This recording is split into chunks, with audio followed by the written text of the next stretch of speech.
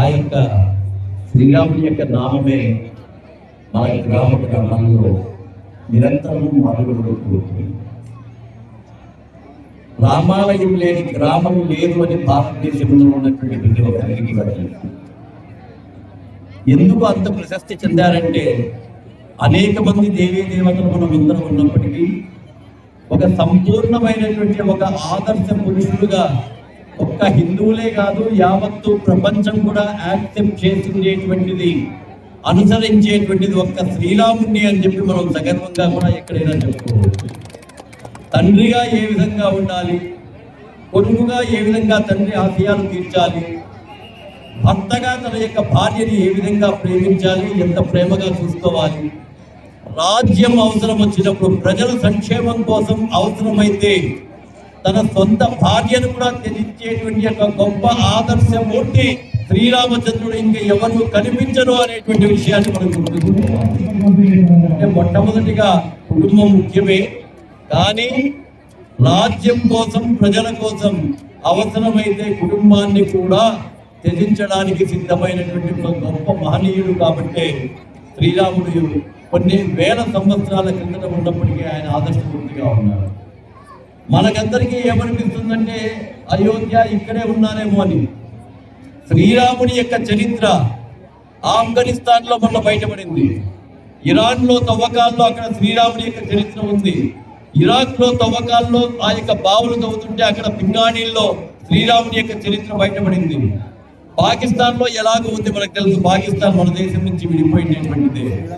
శ్రీలంకలో ఉంది, బర్మా, ఎక్కడ చూసినా కూడా యావత్తు ప్రపంచంలో కూడా ఆ కాలంలో అంటే శ్రీరాముడు ఉన్న త్రేతాయుగం కాలంలో ప్రపంచంలో ఎక్కడ కూడా ఈ దేశంలో ఉన్నటువంటి యొక్క గొప్ప సంస్కారం, గొప్ప నాగరికత ఇంకెక్కడా కూడా లేదు. మధ్యలో కొన్ని మతాలు వచ్చాయి. బౌద్ధ మతం వచ్చింది, జైన మతం వచ్చింది, సిక్కు మతం వచ్చింది, వీరశైవ మతం వచ్చింది, ఇస్లాం మతం వచ్చింది, క్రైస్తవ మతం వచ్చింది. దురదృష్టవశాత్తు మిగతా మతాలన్నీ కూడా హిందువులకి అందరికీ సపోర్ట్గా ఉంటే ఇస్లాంలో ఉన్న మంచిని కాకుండా కొంతమంది తప్పుడు సంకేతాలకి వాళ్ళ స్వార్థ లాభం కోసం, వాళ్ళ ఓట్ల కోసం ఇస్లాం అంటే హిందువులకు వ్యతిరేకమైనటువంటి విషయాన్ని ప్రచారం చేస్తారు.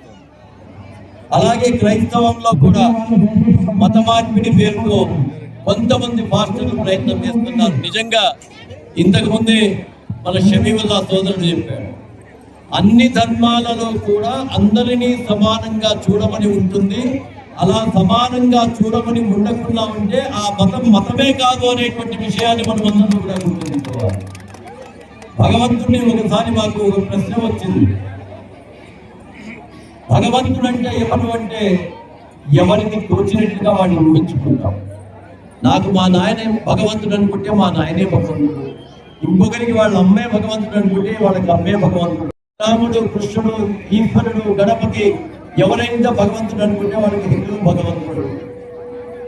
ముస్లిం సోదరులకి అల్లా భగవంతుడు అనుకుంటే అల్లానే భగవంతుడు.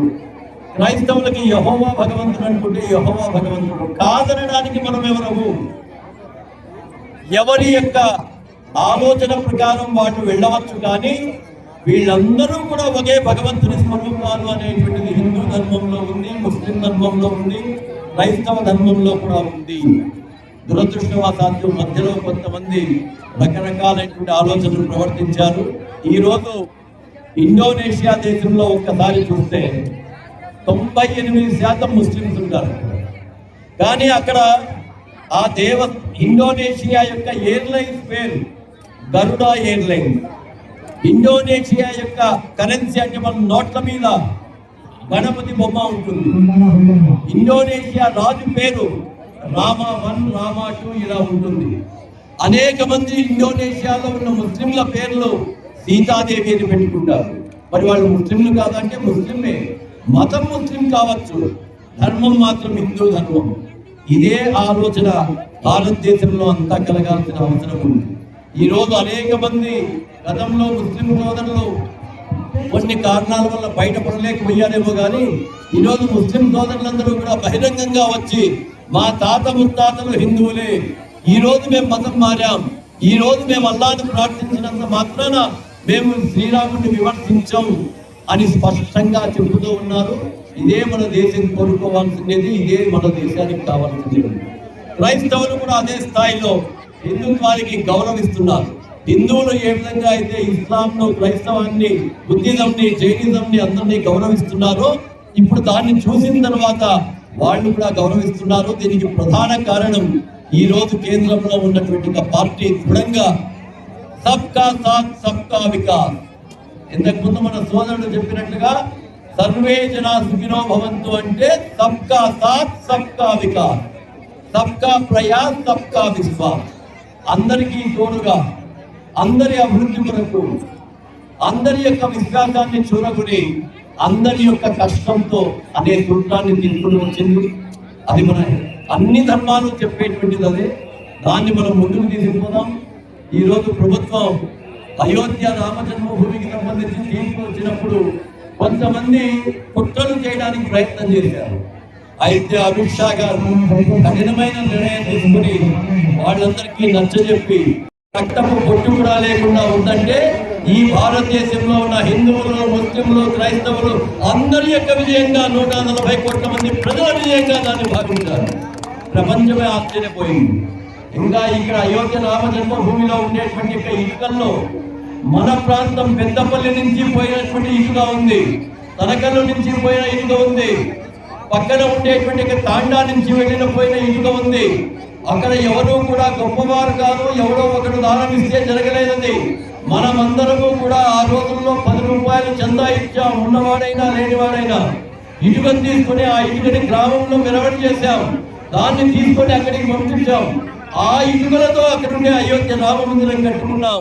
ఈ రోజు మన ముక్తియార్ సోదరుడు దాన్ని గమనించాడు కాబట్టి మన ప్రాంతంలో అయోధ్య యొక్క నమూనాన్ని తీసుకొచ్చినాడు.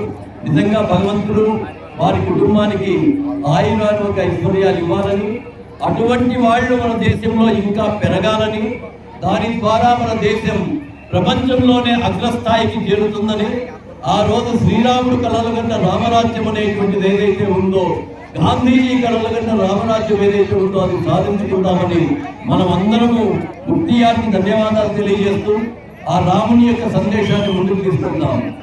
జై శ్రీరామ్. మన కదిరి నియోజకవర్గాలు ముఖ్యంగా తనకల్ మండలం ఈరోజు మన రాష్ట్రం అంతా కూడా తనకలు చూస్తోంది. ఇప్పుడు అయోధ్య మన ఆంధ్రప్రదేశ్ వచ్చిందా, ఆంధ్రప్రదేశ్ రాయలసీమ వచ్చిందా, రాయలసీమ నుండి కదిరి యొక్క ప్రాంతమైన తనకలు పెద్దపల్లి వచ్చిందా అనే ఒక చర్చగా మారింది ఈరోజు. దీనికి కారణం ఏంటంటే ఒక భక్తుడు మన బాద్షా గారు, ఒక వ్యక్తి ఎంతమంది యొక్క హృదయాన్ని తెలుసుకున్నారంటే శ్రీరామచంద్రుడిని ప్రతి ఒక్కరు చూడాలి, అయోధ్య ఎవరు వెళ్ళలేరు, అంత దూరం వెళ్ళి చూడలేని ప్రతి ఒక్కరికి కూడా అయోధ్య రూపంలో తన యొక్క భక్తిని చూపిస్తూ ప్రతి ఒక్కరు రామచంద్రుడి యొక్క ఈరోజు శ్రీరామనవమి జరుపుకున్న ప్రతి భక్తుడికి కూడా, ప్రతి హిందువుకి కూడా రాముడి యొక్క భక్తి తత్వాన్ని, త్యాగాన్ని, నీతివంతమైన జీవన విధానాన్ని, ఆయన త్యాగ ఫలితాలను, ముఖ్యంగా ఆయన స్వరూపాన్ని మీకు నిలువెత్తు విగ్రహంగా చూపిస్తూ మీ అందరి ముందు కూడా రామ మందిరాన్ని మీరు గుర్తు చేసిన అక్కడికి నా అందరి తరఫున కూడా ధన్యవాదాలు తెలియజేసుకుంటున్నాను. ఇక ఈరోజు శ్రీరామనవమి శుభాకాంక్షలు మన కదిరి అందరికీ కూడా అండి. మనం ఎప్పుడు కూడా జరుపుకున్నట్టుగానే ఈరోజు కూడా ఈ శ్రీరామనవమి యొక్క ప్రత్యేకత ఏంటంటే ప్రతి సంవత్సరం లాగే ప్రతి ఒక్క ప్రజల్లోని ప్రతిసారి కూడా ఏదైనా తప్పు జరుగుతున్నప్పుడు, బాధ కలిగినప్పుడు రాముని తలుచుకుంటే చాలు, రాముడి కుటుంబం గురించి కానీ రాముడి జీవితం చదివితే చాలు మన కష్టం ఏమాత్రం అనిపిస్తుంది, మన పడుతున్న బాధ ఏమాత్రం అనిపిస్తుంది. ఒక దేశానికి రాజ్యాంగం ఎలాగో ఒక మనిషికి సత్ప్రవర్తనతో పాటు ఒక సొంత నియంత్రణ అవసరం. అది రాము యొక్క చరిత్ర మనకు తెలియజేస్తారు. కాబట్టి ఈ యొక్క రామచరిత్రతో పాటు రాముడి జీవితం కూడా పారాయణం చేయాలని మీ అందరికీ కూడా ఈ శ్రీరామనవమి శుభాకాంక్షలతో మీ అందరికీ కూడా ధన్యవాదాలు విన్నవించుకుంటాను. శ్రీరామనవమి శుభాకాంక్షలు తెలియజేస్తూ ఈరోజు తనకల్ మండలంలో మారుమూల గ్రామంలో ఉన్నటువంటి పెద్దపల్లి గ్రామంలో మన ముక్తార్ భాయ్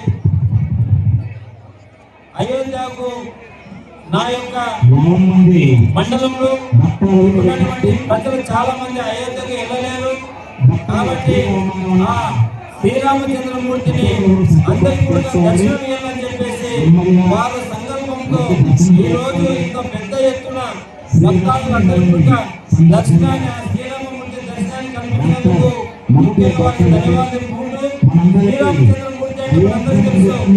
శ్రీరామచంద్రమూర్తి రాజ్యం ఏ విధంగా ఉన్నదంటే ఆ రోజు 4 పాదాల పైన శ్రీరామచంద్రుడు పరిపాలన ఉండేది, ఆదర్శమూర్తి. అలాంటి ఎవరైనా కూడా అలాంటి వ్యక్తి ఉండాలా, ఆయన మానవుడే దేవుడు అయ్యాడని చెప్పేసి మనకందరికీ తెలుసు.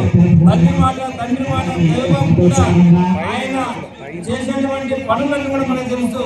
కాబట్టి అలాంటి అయోధ్య బాలరాముణ్ణి ఈ రోజు ఇక్కడ పెట్టి అందరికీ దర్శనం ఇప్పించినందుకు ముఖ్యారు గారికి మరి ఒకసారి ధన్యవాదాలు.